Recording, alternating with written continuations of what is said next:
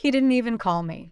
After everything, deployments, surgeries, years dodging bullets, and burying brothers in arms, I opened my phone and saw one message from my father. Don't bother coming this Christmas. We decided it's best you stay away this year. No, how are you? No, we miss you.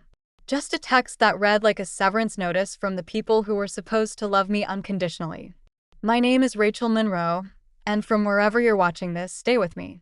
Have you ever walked through hell just to come home and realize your family would rather keep the door locked? The military taught me how to shut off emotions, but that message hit harder than a mortar blast. My mom didn't chime in. My brother didn't say a word. It was like they all signed an unspoken agreement to exile me right before the holidays. I sat in my one-bedroom apartment in Fayetteville, staring at blinking Christmas lights I'd strung across the window, wondering what I did to deserve this cold. I typed one word back, fine. And I meant it. Not the fine you say when you're hurting and want someone to ask again. This was the final kind of fine, the you won't get another chance to hurt me kind. I closed my laptop, deleted the airline ticket I'd bought 3 weeks earlier, and poured myself a glass of red. I toasted the air to family. 5 days later, I woke up to 10 missed calls. One from my brother, one from my dad, four from my mom, and one from their lawyer. That last one made my heart pause because it was too late to undo what I'd already set in motion. Too late to unsay what they'd said. Too late to unwrite the letter I'd mailed. They thought I'd come back like always, loyal, forgiving, hungry for scraps of love. But this time, I wasn't the girl who left. I'd come home wearing a different kind of armor. And they were about to learn how dangerous a daughter can be when she stops trying to earn her father's love. Let me take you back. Before the silence, before the text, before the betrayal that cemented everything. I was 18 when I enlisted. My father didn't hug me at graduation. He just said, try not to embarrass yourself out there. That was his love language. Criticism disguised as advice. I didn't join to make him proud. I joined because I needed to believe I was worth something. Home never felt safe. Not with the way he looked at me, like a burden he hadn't asked for. When I made sergeant, I flew home that Christmas hoping for acknowledgement. He asked me to shovel the driveway before I took my boots off. No congrats. No, we're proud of you. Just grab a coat.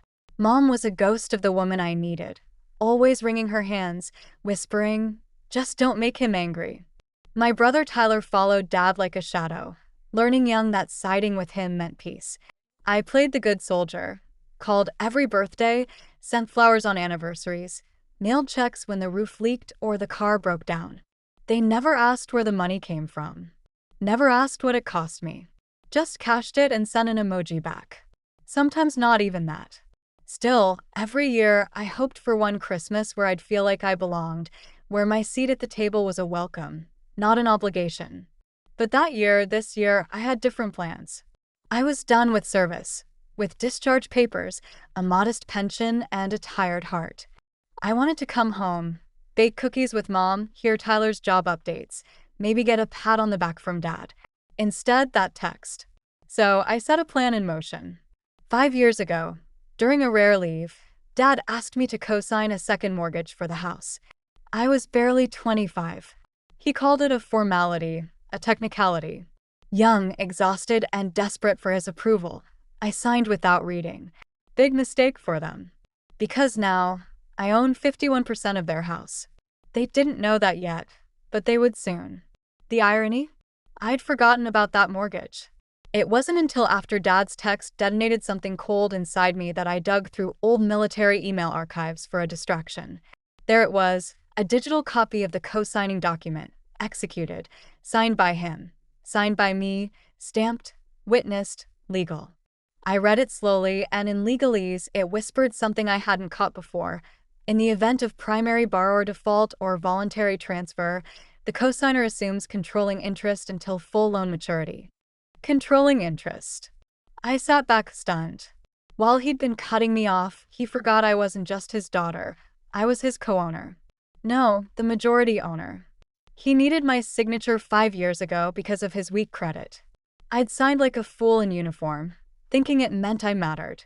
Now, it meant I owned his pride and joy, the house he bragged about, the one he told me I wasn't welcome in. The poetic justice was thick, almost like syrup. That night, I called a real estate lawyer I'd met on base in Tampa. Hypothetically, I said, what happens if a cosigner holds majority interest and the borrower tells her not to come home anymore? A pause, then a chuckle. They shouldn't have told her that. If she wants to take control of the property, she can. I didn't tell my family anything. Instead, I drafted a letter, calm, polite, formal, effective immediately. I will be exercising my controlling interest as cosigner and legal partial owner of the property at 12 Windmere Lane. All legal rights and responsibilities will be enacted through counsel. You will be contacted shortly. I mailed it certified, old school, intentional. Let them open it together. Let them feel it. Then, I booked a quiet cabin for Christmas in the Smoky Mountains. Snow falling, fire crackling, phone off. 5 days later, I turned it on. 10 missed calls. One from a lawyer. I smiled, not out of revenge, but clarity. For the first time, I didn't need their permission to come home. I was home. They were living in a house that legally belonged to me. Tyler called first. Rach, what the hell is this? Dad's freaking out, talking about lawyers and eviction notices. What are you doing? I sipped my coffee, staring at snowy hills outside my cabin. I'm executing my rights, I said calmly, the same way Dad executed his decision to tell me not to come home. You're seriously going to kick them out? Over a stupid text. No, Tyler. I'm not kicking them out yet. I let that hang. He sputtered. Come on. This is Dad. You know how he is. Yes, I do. That's why I'm doing this. Sometimes, the people who hurt you most never think you'll fight back. They rely on your silence, your need, your hope for crumbs. But I didn't need crumbs anymore. I had a contract. And for the first time, I had power. The next call was from their lawyer, Harold Wells. He tried to sound casual, but I heard panic. Miss Monroe, I'm sure there's been a misunderstanding.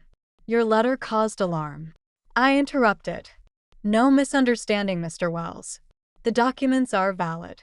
I've reviewed the terms with my counsel. I'm invoking control. Silence. Then, I'm sure we can work something out. A buyout, a reassignment of the note. That's when it clicked. They were scared because Dad had defaulted again, missed payments. Probably thought the bank would go easy. But now, he was staring down his worst nightmare me. I whispered, I'm open to discussion, but the first condition is that he calls me himself. Not through you, not through Tyler. I want him to ask. Harold fell quiet. He knew what I was doing. It wasn't about the house. It was about acknowledgement. I hung up and looked around the cabin. No tree, no stockings, no cinnamon or roasted ham, but peace. I earned it with scars, years of silence. They didn't know it yet, but I was done being the soldier daughter they could ignore. Now, I was the landlord, and Christmas was about to get uncomfortable back home. Christmas morning, I woke to another call, this time from Mom. Rachel, she whispered, voice trembling like a kettle on the edge of boil, please don't do this. Your father's furious. He hasn't slept. Tyler's barely speaking. Can't we move past it? Move past it. I almost laughed. Mom, do you remember what he texted me? He said I wasn't welcome anymore. Do you know what that does to someone who's been deployed for nearly a decade? Who sent checks from war zones? Never missed a call or card. Silence. I continued. I was in a desert on my 26th birthday, ambushed on the road in Kabul. Called you after I made it out alive. Do you remember what you said? I don't, she whispered. You said, I'm glad you're safe, but don't talk about that around your father. It makes him anxious. There it was, the truth they danced around. I wasn't their daughter. I was their inconvenience, a ghost they accepted only when invisible. Mom, I said gently, I'm not doing this out of anger. I'm doing it because I realized I was never going to be welcomed unless I brought something to the table. She sobbed, raw, helpless, and begged me to reconsider. But I didn't cave. I'd already filed a notice of possession change, scheduled for delivery that afternoon. I'd hired a property management company run by a veteran friend to take over operations. They'd show up the next day for a formal inspection, not to kick anyone out yet, but to signal this wasn't their home anymore. That afternoon, I sat by the fireplace, wrapped in a thick sweater, watching flames dance. No gifts, No family, but peace and justice, sweeter than any holiday carol. Control. I didn't blow up their world out of revenge. I reminded them whose name was on the deed. This year, Christmas belonged to me. The property manager called around 4 p.m. Hey, Ratch, we did the walkthrough. Your folks weren't thrilled, but we kept it civil, like you said. I asked, how bad is it? He exhaled. Cosmetically, not terrible. Structurally, leaks in the basement, unfinished attic reno, mold spots under windows. And get this, 2 of the 3 bedrooms have tenants, college kids, sublets maybe. I froze. They rented out rooms. Looks like it. Cash deals, no paper trail. That was it, the final confirmation. They hadn't just cut me out of the family. They turned my legal property into a side hustle behind my back while texting me I wasn't welcome. My stomach turned, not from anger, but insult. They used my name to buy the house, filled it with strangers, then told me I didn't belong. That night, I drafted a second letter, not polite this time. Effective January 2nd, you are hereby given formal 30-day notice of management transition and possible termination of residency. Your sublease agreements are illegal. Rent collection is suspended. This property is now under formal investigation for code violations. All communications through legal counsel only. I signed it. Rachel Monroe, Sergeant First Class, U.S. Army, retired, legal co-owner, 12 Windmere Lane. I sent it to Harold, their lawyer, then texted Tyler, check your mailbox. Within an hour, calls started. Voicemails, pleading, panic, even from Dad. I didn't listen to a single one. There's a moment every soldier knows. The second your boot hits soil and you realize you survived. That's what I felt. They could scream, cry, beg. I had survived them. Now they were living in my house, my rules. Come January, they'd learn what it felt like to be unwelcome. Not out of pettiness, but because I no longer needed their table. I owned the dining room. January 2nd arrived like a cold slap. The air was bitter, the sky heavy with snow, and the driveway at 12 Windmere Lane was packed with 3 cars, 2 I didn't recognize. I didn't go alone. I showed up with my property manager, a locksmith, and a clipboard full of documentation. I wore a dark coat, polished boots, and Army-issue dog tags. I wasn't there for a fight. I was there for inspection for closure. Dad opened the door, red-faced, sweating despite the cold. Rachel, what the hell is this circus? He snapped. I didn't answer right away. I walked past him, my house, my terms. Mom appeared at the stairs, clutching a rosary she dusted off for show. Tyler sat on the couch, pale, defeated, not looking at me. I took a breath. This is a legal transition of ownership and management. As of this morning, all rights associated with this house fall under my direct control. You have 30 days to formalize tenancy under my contract or relocate. Dad lost it. Relocate? You can't do this. This is our home. No, I said, it's my investment. You defaulted and signed it over to a 24-year-old in uniform to save your reputation with the bank. That shut him up. I looked around, the living room I used to sneak into, the mantel where my boot camp photo once sat, now gone. Just a space with people who'd erased me. I kept going. The illegal tenants have been notified. If they're not out in 10 days, I'll file for trespassing. If anyone attempts to intimidate, damage, or interfere, I'll pursue criminal charges.